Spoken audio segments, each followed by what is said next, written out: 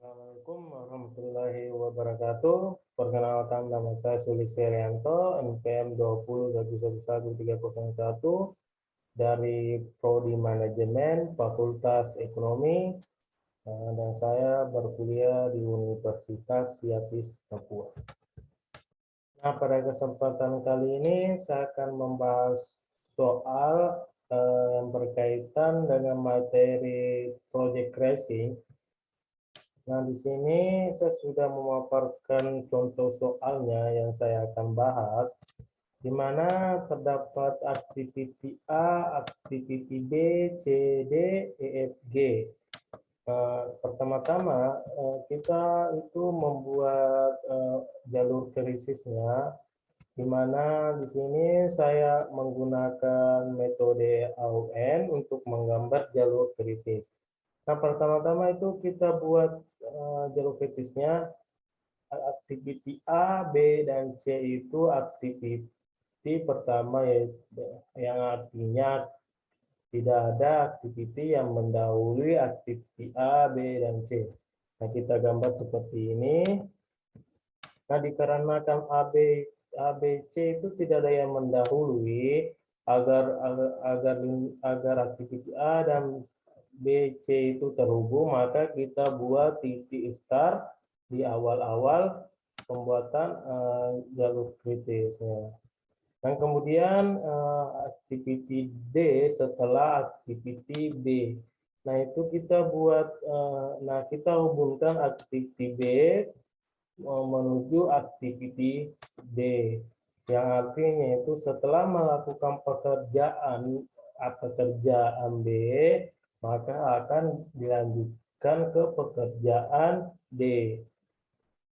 Kemudian activity E setelah activity A. Nah, kita hubungkan activity A ke activity E seperti ini.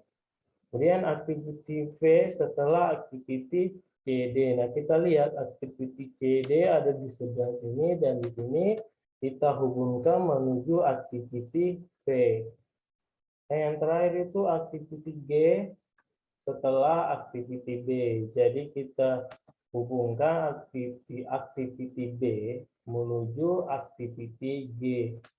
Nah, setelah itu kita lihat activity E, G, dan P itu aktivitinya terpisah. Nah, untuk menghubungkannya itu maka kita buat titik finish, dikarenakan terdapat 3 cabang dalam jalur kritis pada tahap akhirnya. Nah, kita buat jalur finishnya seperti ini agar terhubung satu sama lain. Kemudian langkah selanjutnya itu kita menghitung panjang lintasannya. Di sini pada jalur kritis ini kita menemukan ada 4 lintasan pada jalur AUN ini yang kita buat, yaitu lintasan pertama itu AE, lintasan kedua itu BG, lintasan ketiga BDV, kemudian lintasan yang terakhir itu CV. Selanjutnya itu kita menentukan jalur kritis, di mana kita lihat panjang lintasannya itu yang memiliki nilai terbesar. Dan di sini kita lihat jalur kritisnya itu mengarah pada lintasan BDV dengan panjang lintasannya itu sebesar 14. Jadi kita tetapkan bahwa lintasan BDV itu merupakan jalur kritis pada lintasan ini. Nah, kita selanjutnya itu kita menghitung kaskosnya atau time periodenya dengan rumus cos crash dikurang normal crash dibagi normal time dikurang crash time. Nah, di sini kita buatkan kolom untuk menghitung crash course dan time periodenya masing-masing activity. Di sini activity A dengan crash course-nya itu 100 dan time periodenya 3. Nah, mengapa kita dapat crash course-nya 100 dan time periodenya 3 itu dengan menggunakan rumus ini. Nah, saya akan memberikan contoh satu pada activity A. Di sini activity A memiliki normal time itu senilai 7 dengan time crash itu senilai 4 dengan cost normalnya sebesar $1.000 dan cost crash-nya itu sebesar $1.300. Nah, kita hitung nah kemudian itu kita hitung crash cost-nya itu terlebih dahulu dengan rumus itu 7 kita kurang 4 itu sama dengan 3, kemudian 1.300 dikurang 100 sama dengan 300, jadi nilai cost-nya itu dibagi dengan nilai time-nya, maka hasilnya itu 100, maka jadi nilai crash cost-nya itu sama dengan 100. Untuk time periodenya itu kita dapat dari hasil kurang dari normal time dikurang crash time. Jadi hasilnya 7 dikurang 4 sama dengan 3. Yang artinya untuk mempercepat kegiatan A dibutuhkan $1.000 per minggu. Nah, di sini activity A itu maksimal untuk dilakukan percepatan semaksimal mungkin hanya bisa dilakukan 3 kali. Nah, berarti hanya bisa dilakukan 3 minggu percepatan.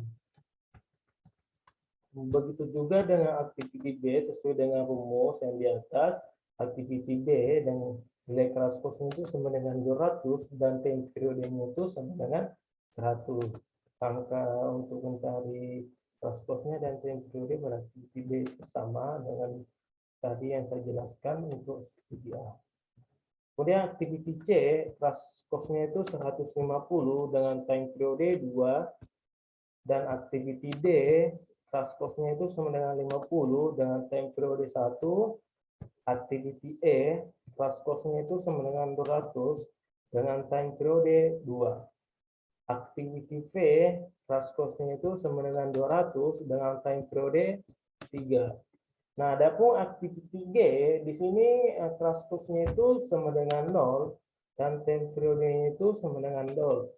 Yang artinya untuk pekerjaan G itu tidak dapat lagi dilakukan percepatan dikarenakan kegiatan B itu sudah semaksimal mungkin waktu pekerjaannya seperti itu. Jadi tidak bisa dilakukan percepatan lagi dan tidak bisa ditunda untuk pekerjaan G. Jika ditunda, maka akan mengganggu pekerjaan lainnya. Dalam selanjutnya itu kita melakukan percepatan. Pertama-tama itu kita pilih lintasan kritis, di mana lintasan kritis itu kita sudah tentukan tadi.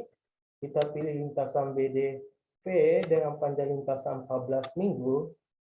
Di sini activity B dengan crash cost-nya itu 200 dan time periodenya 1.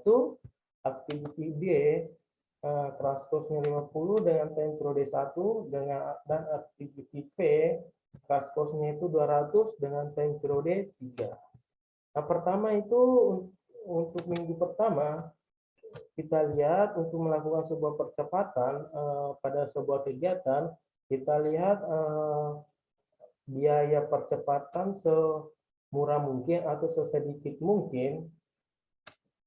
Jadi kita pilih activity D dikarenakan untuk mempercepat activity D untuk 1 minggu itu diperkirakan menelan biaya sebesar $50 per minggu. Jadi kita pilih untuk minggu pertama kita percepat activity D dengan activity D dengan dipercepat 1 minggu dengan biaya percepatannya itu sebesar $50 sehingga waktu pekerjaan pada jalur kritis yang kita pilih berkurang menjadi 13 minggu.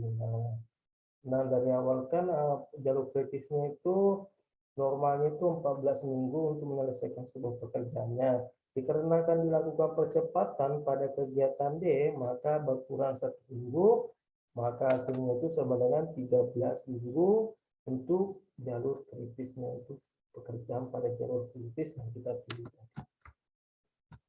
Selanjutnya kita percepat pada minggu kedua. Nah, kita pilih sama seperti tadi, kita pilih biaya percepatan yang seminimal mungkin. Nah, untuk kita pilih di sini BV-nya itu memiliki crash course-nya yang sama, tapi dengan time periodenya itu dengan yang berbeda. Nah, jika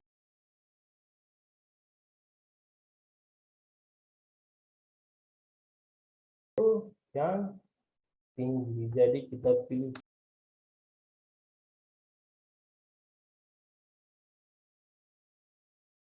kegiatan P dipercepat 1 minggu dengan biaya percepatan sebesar $200, sehingga waktu pekerjaan menjadi 12 minggu. Nah, langkah selanjutnya itu kita hubungkan masing-masing lintasan. Di sini tidak hanya lintasan kritis yang dilakukan percepatan, tapi juga melibatkan lintasan lainnya. Dan di sini kita masukkan lintasan yang tersisa itu ada lintasan BG, AE, dan CP. Nah, untuk minggu ketiga, di sini setelah melakukan penggabungan, di sini kita pilih aktiviti pada jalur kritis ditambahkan dengan lintasan yang lainnya yang memiliki keras, jika ditambahkan akan memiliki nilai pembiayaan percepatan seminimal mungkinnya. Nah, itulah yang kita pilih. Nah, di sini kita sudah menghitung biaya percepatannya. Yang biaya percepatan pada minggu ketiga yang seminimal mungkin, kita pilih 450. Kita pilih kegiatan B, A, C. Kita percepat 1 minggu dengan biaya percepatannya itu sebesar $450, sehingga waktu pekerjaan menjadi 11 minggu. Nah, mengapa saya pilih B, A, C? Dikarenakan di sini B itu ada 2, jadi ketika dihadapkan seperti ini, kita hanya menghitung satu crash course-nya pada aktiviti B, dikarenakan aktivitinya itu sama. Jadi kemudian kita lanjut untuk minggu keempat. Minggu keempat itu kita pilih kegiatan yang ingin dipercepat itu PA, dikarenakan PA itu memiliki nilai biaya terendah itu sebesar $300. Jadi kegiatan PA dipercepat 1 minggu dengan biaya percepatan sebesar $300, sehingga waktu pekerjaan itu berkurang menjadi 10 minggu. Nah, untuk minggu kelima itu sama, dikarenakan di sini untuk jalur kritisnya itu hanya tersisa P, maka mau tak mau kita harus memilih PA, dikarenakan itulah yang memiliki jalur biaya percepatan yang terendah. Dikarenakan di sini pada soalnya itu kita harus mengurangi biaya percepatan itu sebesar 5 minggu. Jadi untuk minggu kelima kita kurang kegiatan PA dipercepat 1 minggu dengan biaya percepatan sebesar $300, sehingga waktu pekerjaannya menjadi 9 minggu. Nah, untuk langkah terakhirnya di sini kita membuatkan sebuah tabel keterangan. Di sini agar kita dipermudahkan untuk mengetahui kegiatan mana saja yang dipercepat pada minggu apa saja, pada minggu keberapa, dan butuh waktu berapa minggu setelah dilakukan percepatan dan sebelum dilakukan percepatan, perbedaannya berapa. Nah, di sini untuk lintasan BDP, nilai normalnya atau panjang lintasan normalnya itu sebesar 14 minggu. Nah, dilakukan percepatan pada minggu pertama itu kita lakukan percepatan di lintasan D atau aktiviti D, maka waktu pekerjaannya itu berkurang sebesar 1 minggu. Nah, untuk minggu kedua tadi kita lakukan percepatan di aktiviti P, yaitu nah maka akan berkurang Nah, kan waktu pekerjaan itu berkurang menjadi 12 minggu. Nah, begitu juga dengan minggu ketiga. Minggu ketiga ini kita tadi percepat kegiatan BAC, maka untuk lintasan BDV itu waktu pekerjaan itu menjadi 11. Untuk minggu keempat, di sini minggu keempat itu minggu keempat itu kita percepat pada kegiatan PA, maka panjang atau waktu pekerjaannya itu berkurang menjadi 10 minggu. Nah, untuk minggu yang terakhir, minggu kelima, kita percepat lagi yaitu kegiatan PA, maka minggu kelima itu waktu pekerjaannya itu menjadi 9 minggu. Nah, di sini saya lupa menuliskan anunya berapa biaya percepatan yang dibutuhkan dan selisih biaya percepatannya. Di sini untuk biaya percepatan yang dibutuhkan tadi saya sudah sebutkan di atas. Untuk biaya percepatannya, ini biaya percepatan D itu sebesar $50, biaya percepatan P itu sebesar $200, dan biaya percepatan BAC itu sebesar $450, dan biaya percepatan PA itu sebesar $300, dan biaya percepatan PA itu sebesar $300.